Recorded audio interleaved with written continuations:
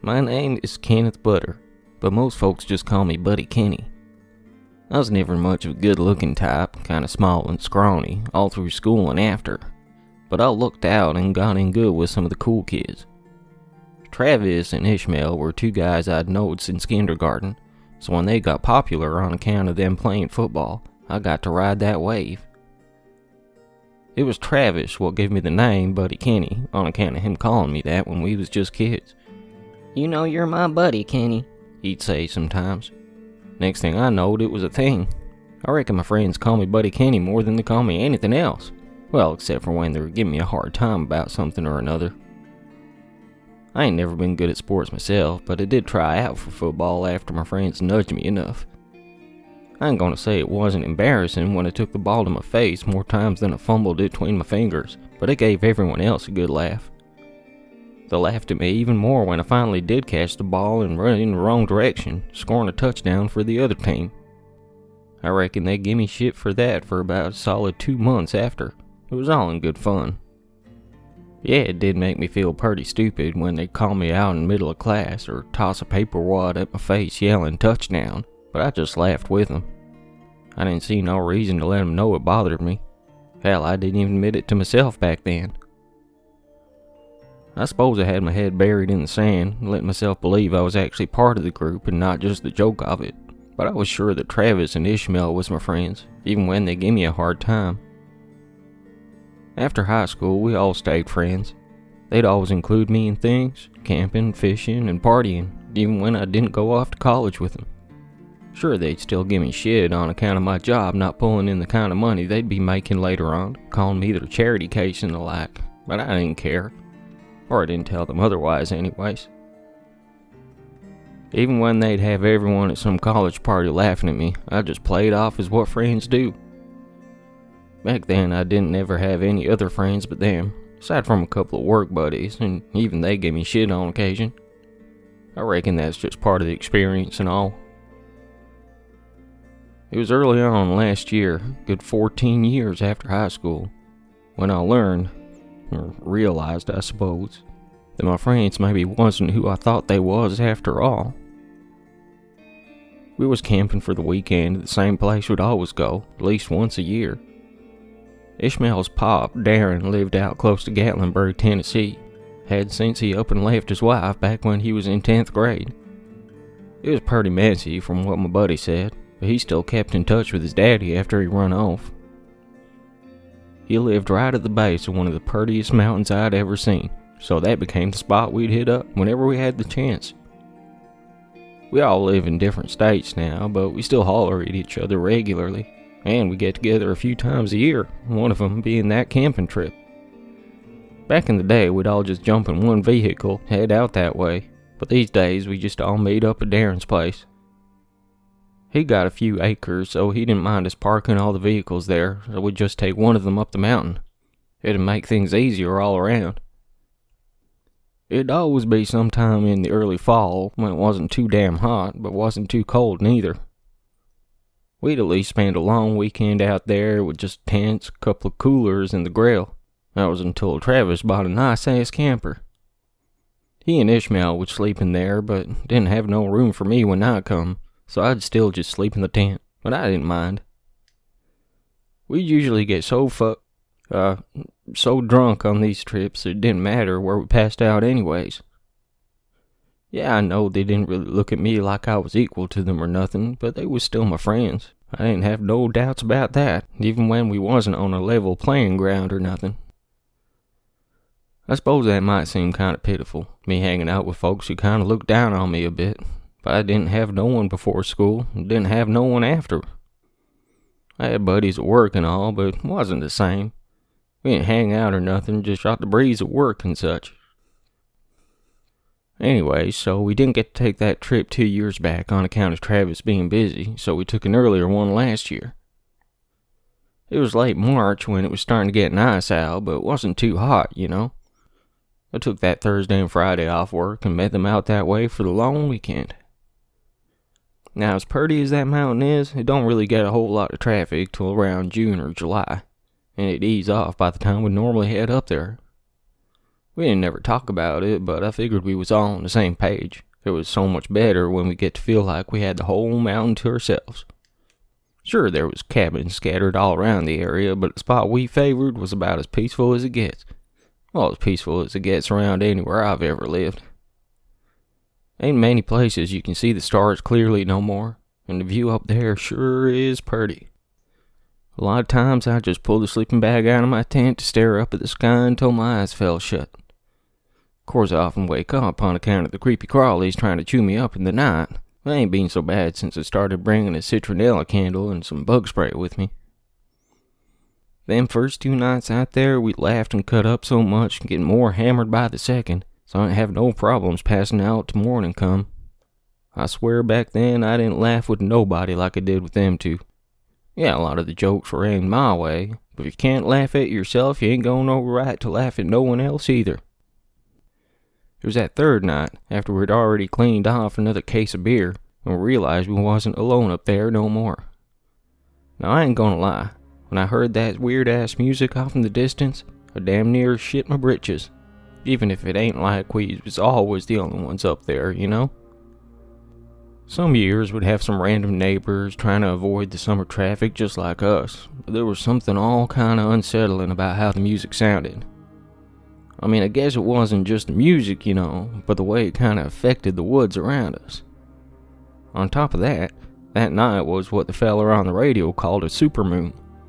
I reckon it was the brightest I'd ever seen the moon, and even with the mountain being so damn pretty, it was downright eerie the way things looked. I don't know exactly what it was, but it was a creepy kind of light, you know? Might have just been 'cause night is normally dark and all, I suppose. So we'd been drinking and cutting up, but we all fell quiet when that sound started echoing through the trees. Something about it felt like it was calling out to me, but I wasn't about to just stroll off into the woods, even with it being so bright. When Travis stood up, though, I was on my feet before I knew it. We all sort of looked at each other. Well, he and Ishmael looked at each other, and I glanced at them both. But it was me and Travis what started walking to the tree line first. Ish kinda butted me to the side when he caught up, almost knocking me on my ass. That was nothing new. He and Travis was talking back and forth while I walked a ways behind them. I couldn't make out nothing they was saying, but didn't much care at the time neither. All my mind was focused on was seeking out where that sound was coming from, even if it scared me in a way I wasn't about to speak out loud. We was zigging and zagging between the trees for longer than I could even say, and likely wouldn't until sometime later. That bright-ass moon was lighting the way for us, so I didn't barely stumble but once or twice. When I passed through into another clearing, though, Travis and Ishmael just standing there looking stunned. I could barely believe what I was looking at. I swear to the good Lord, she was the prettiest thing I'd ever seen my whole life. She was just dancing, wearing not a lick of clothes, humming some eerie but kinda pretty tune. I didn't even hear that echoing music from before, just her purring out that pretty melody. She was absolutely beautiful, I tell you, with curves in all the right places, and her long, dark, and wavy hair almost blowing in the wind while she moved. I didn't feel no wind or nothing, but it looked like there was plenty blowing around her. I was just frozen, you know, just standing there, rooted to the spot. Now, I ain't one to spy on folks or nothing, but I couldn't take my eyes off her. I swear she was the sexiest thing I'd ever seen. I ain't never been the best looking. Hell, I ain't never been in the neighborhood if I'm being honest. But ain't like this was the first time I'd seen a woman wearing nothing. First time I was with another woman, Susie Hollander, one of Ishmael's friends. I knowed she was just hooking up with me on account of the liquor and my buddy's encouragement, but I wasn't complaining neither. Ellen Temple, a lady I used to work with, we was dating for a time. She was real pretty too, and I thought we was gonna last, you know. She had a good 15 years on me and a couple of ex-husbands to boot, so when one of them come back into her life, I knowed it was over. Last I heard, they moved up north and got married again.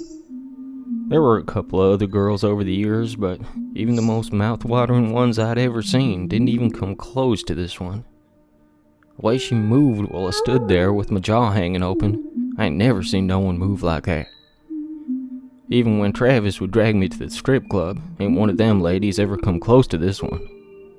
I ain't trying to sound like some kind of prude or nothing, but I ain't never been too comfortable in them places. Just don't feel right, you know. Travis and Ish went about every second weekend back where they lived, according to what they said.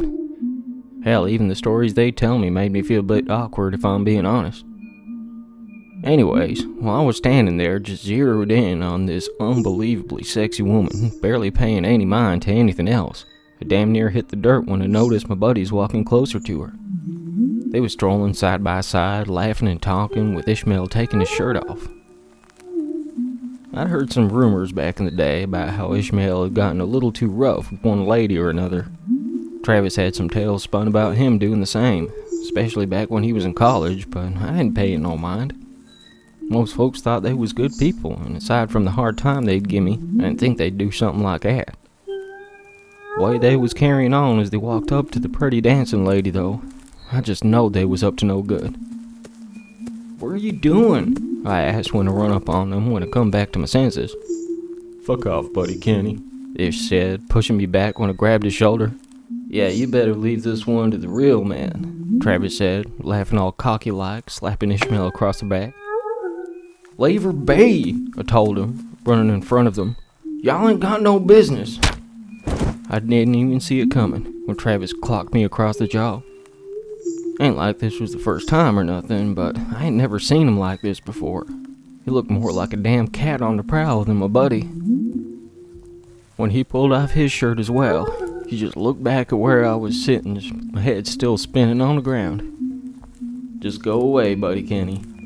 You ain't got no idea how to treat this kind of woman." "Leave her be," I yelled out again, starting to feel my eyes well up. They just stopped in place, turning back to me. When they walked up to me, Ishmael crouched down, wrapping his fingers around my shoulder and digging them in tight. "We'll treat her right, buddy Kenny," he said, squeezing even harder, making me wince more. "Oh yeah, we'll treat her all kind of right." "Please," I said, feeling the tears start to roll. "Don't do this." "Do what? You don't think she wants this? Girl like that?" Travis said, glancing back to the woman who was still dancing, paying none of us no mind. "She wants it. She wants exactly what we got for her." "No, she don't. I'm telling you she don't. Just..." Travis kicked me right in the gut, leaving me coughing onto the leaves. With my eyes watering even more when I tried to get up again, praying to the good Lord I could make him stop, Ishmael hit me so hard I damn near passed out. "Just run back to the camper, buddy," he said when he started walking back to her. "You ain't got no business here." I was still just laying there with my head spinning something awful, watching him get closer to her. She'd had her eyes closed the whole time they was moving towards her, acting like she didn't even hear us. When Travis grabbed her by the shoulders, though, them pretty brown eyes sprung to life, staring back into them what had her cornered. I just knowed they was gonna hurt her if I didn't do something. I took to pushing the ground away from me, trying to make my jelly legs stand me upright, but it was still so damn dizzy I just fell back down. It wasn't till I looked back up to see them pretty eyes looking back at me, with something that sure wasn't fear behind them. I somehow knowed there was nothing I needed to do. She cut her eyes back to the boys that was right on her, playing the part of the victim.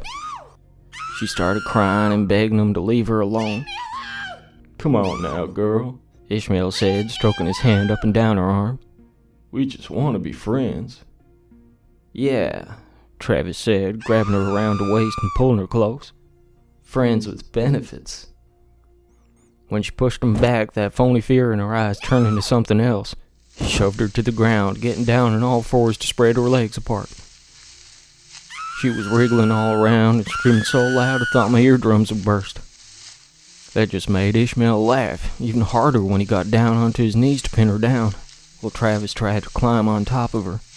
For a second I thought I might have been wrong about her faking being scared, but before I could get back to my feet, them laughs turned to screams too, ones that was even more scared than her fake ones. All of a sudden, Travis was scooting back on his ass while Ishmael got right up and started running. I couldn't tell what it was that had him so wigged out, but when one of them tree branches shot right out and wrapped around Ish, I damn near passed out again. Well, Travis was scampering to get back on his feet, finally saw what caused him to freak out. The party woman looked like she was standing straight up at first, rising up like Dracula from the coffin. Didn't take me long to see that she was actually floating a good foot or two from the ground. Her dark hair had turned a bright purple and was blowing all around her like she was in the middle of a damn tornado. It almost looked like them big brown eyes was glowing too when she looked down on Travis, who was still all kind of tore up. "Where are you going?" she asked, looking over at Ishmael, who was trying to fight off a branch around his legs. When she waved her hand, causing that tree limb to drag him back towards her, Travis had done got to his feet, running off into the woods. Ish yelled at him as much as he was screaming at the woman, who was still just floating there, staring down at him. "Come on now," she said with a crooked smile. "Don't you want to play?" With that, the ground started to shudder right under him, for the dirt formed a hump below his belly, pushing him up on his knees. Roots shot out of the ground, weaving around his arms, holding him in place no matter how much he squirmed. What happened next, after the purty woman with the purple hair waved her other hand, finally convinced me to get off my ass and get to running too. Right before the limbs that was holding his feet tore his pants away, another thick root sprung from the ground right behind him. I didn't wait around to see where it was headed, but it weren't hard to figure out. I could feel my legs trying to give out from under me as it run between the trees, when Buddy started screaming out in a high-pitched and blood-curdling sound. I'd never heard a sound like that my whole life, especially not from Ishmael. I just knowed she split him right in two, but I knowed there was nothing I could have done to help him neither. With what him and Travis were fixing to do to her, though, I didn't admit it to myself at the time, but I didn't want to help him. Not only that, but I didn't want to get roped into her bit of justice neither. It didn't have nothing to do with what they was planning, but I hadn't been able to stop them from it either.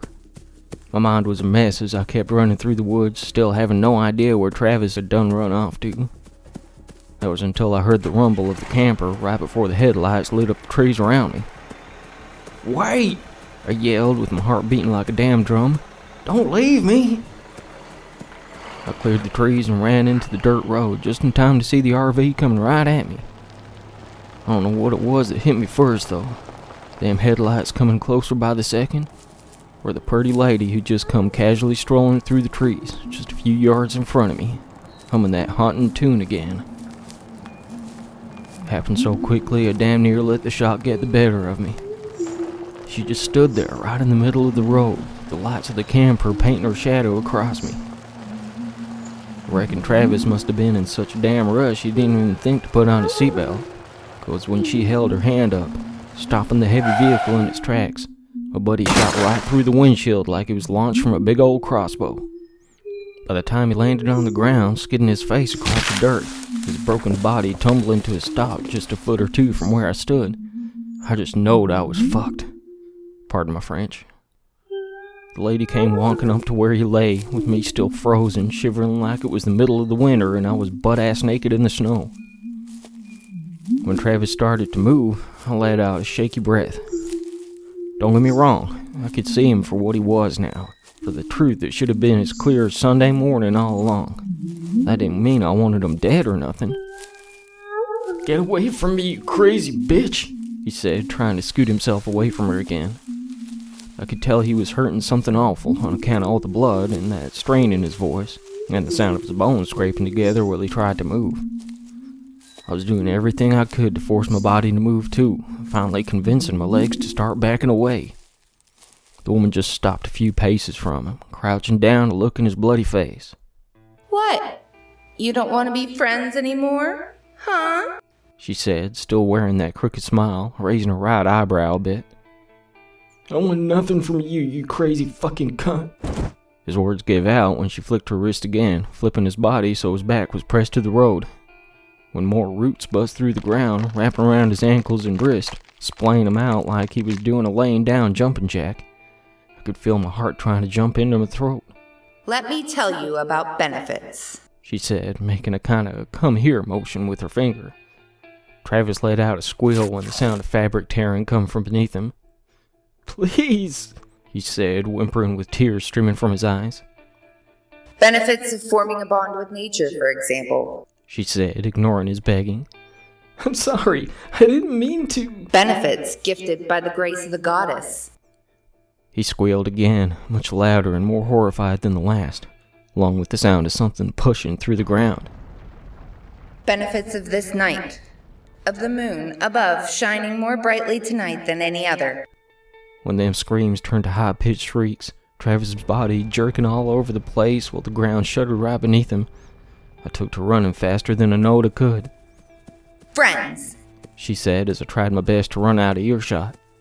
With benefits.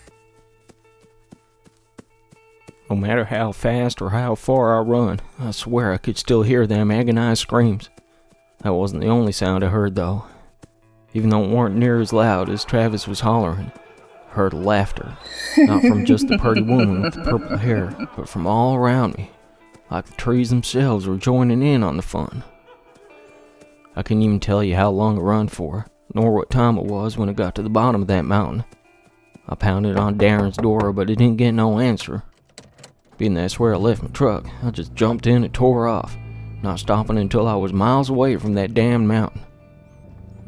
When I was sure I'd gotten far enough away, I pulled into a little roadside motel. My heart had been racing something awful since we come across the woman dancing under the moon, and I just knowed I had to settle down if I could. I figured I'd call the cops once I managed to get my breathing under control too, though I hadn't a damn clue what to tell them. I was still shaking when I climbed the stairs to my room on the second floor, knowing I probably looked like a damn strung-out meth head to the guy at the desk when I paid for the room, damn near throwing my wallet at him on account of my twitching and such. I had a hard time sliding the key card through the lock too, with my hand trembling so bad. When I finally got that door open, the air conditioning blowing out at me felt like heaven. I just closed my eyes and breathed it in, not so much as flipping on the light switch. I just stood in that doorway, letting the cool breeze blow around me. For a minute there, I almost had myself calm down. That was until I opened my eyes back up and flipped that light switch. Hi there, Buddy Kenny. The beautiful woman with the dark wavy hair and big old purty brown eyes said, with a smile that lit up her whole face. She was just sitting there on the bed, wearing a long black dress. She might have looked even purtier than she had before, wearing not a lick of clothes, while she danced under the moon. Of course, it didn't much matter to me at the time how beautiful she was, on account of me being so scared I damn near pissed my pants. I'm not gonna hurt you, dude. She said with the cutest laugh I think I'd ever heard. If I didn't know any better, I'd almost be inclined to think she wasn't the same lady from the mountain. That smile and just the look in her eyes. There wasn't nothing mean or hateful about it. Hell, now that I think about it, she didn't look hateful before neither, even when she looked down at Travis bleeding on the ground. "What are you going to do to me?" I said, my tongue tripping over my words. Oh, come on! She said, still giggling a bit. If I was gonna do anything to you, do you think I would let you get off that mountain? But... Hey, close the door, will you? You're letting the cool air out. Well, I just stood there staring at her, with my legs still quivering. She just rolled her eyes, letting out a heavy sigh. Before I knew it, I felt my feet drag across the floor before I planted onto the bed beside her, with the door slamming shut like the wind done blowed it. I just looked at her, scared for my life. It wasn't until she laid a hand on the side of my face, when I just knowed that she meant what she said, that she wasn't gonna hurt me. Even though that gentle touch settled my heart down in a second, easing off my neck and back would have been stiff since back on the mountain, couldn't stop myself from asking one simple question. Are they dead? She just smiled at me in that way a mama does to a crying kid. No, Buddy Kenny. Dead men don't learn anything. I just showed them what it's like to be a victim. A taste of their own medicine, so to speak. We talked a little more that night, a little about crime and punishment and the like. She told me that Travis and Ishmael would be confessing to the awful things they'd done to women over the years, whether they liked it or not. After that, she told me what she wanted out of me. She didn't demand nothing, nor did she threaten me in any way. All she asked was that I tell the story of what I saw that night, that I spread the word about thinking twice before treating folks like my buddies did. I don't remember leaving. Hell, I don't even remember falling asleep. But when I woke up and headed out the next day, I found my tent and my bags in my truck. I just drove back home without looking back. When I got back to the house, I got a call from the hospital, where Travis and Ishmael had been dropped off sometime in the night.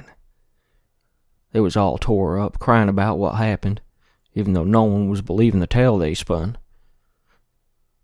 There wasn't no evidence, except for a note stapled to Ishmael's shirt that said, "Enjoy life." Sure enough, when they got released some weeks later, they both turned themselves into the police, telling them about all the messed up things they'd done over the years. Even if I did hear some of the rumors in the past about how they took advantage of some women back then, I could have never knowed they was true, nor how many times. I ain't gonna get into all that, though.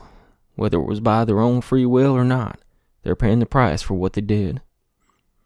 Not only they're looking at some years behind bars, but from some stuff I overheard at the hospital, they might have been missing a few parts by the time the sun come up on that morning. I might have heard things wrong and all, but if I did hear what I think I heard, sounds like they ain't quite got the plumbing to force themselves on anyone anymore. If that ain't a bit of justice, I don't know what is. I swear if I'd known what they was before all this, I would have never called them friends. Even after everything, I couldn't bring myself to talk about what happened. I don't know if I just figured that folks would think I was nuts, or if I was having problems accepting it myself. It took me a while to get over seeing my friends for what they was, and I think I just wanted to forget about it all, you know? That was until some weeks back, almost a full year since that supermoon lit up the mountain. I was hanging out at the bar with some buddies at work, newer friends who actually treat me right, and not just the butt of the joke and all. We was drinking and cutting up, telling stories and the like, when I got that crazy feeling I was being watched. Sure enough, I turned around to see that someone was looking right at me. Someone with a crooked smile, big old brown eyes, and dark wavy hair. She didn't look mad or nothing, just arched that eyebrow again while she stared at me. I just smiled back at her, gave her a nod, and turned back to my buddies. I told them, and anyone else who would listen to me that night, all about the purtiest woman my eyes had ever met, and how she brought a bit of justice to the world that night almost a year ago. They didn't laugh, they didn't poke no fun at me, they didn't call me nuts or say I was making stuff up. Once my story was told, we got back to talking about this and that, carrying on like we was before. But when I looked back to where the woman was looking at me, she wasn't there no more. I've been telling that story ever since, and I suppose I will until I got nothing left to say in this world. Don't matter if y'all believe me or not, or think I'm Looney Tunes or whatnot. All that I want you to take from this is that if you're someone who likes to take advantage of folks, pushes them around, or forces them to do stuff they don't have no interest in, don't matter how big or strong you think you are, don't matter if you think you've gotten away with what you've done, or think that nothing won't happen if you do it again. Sooner or later, you might just come across someone who can turn them tables on you. Someone who can make a victim out of a victimizer. Kinda like what a wise feller once said, karma can be a bitch if you push her to it.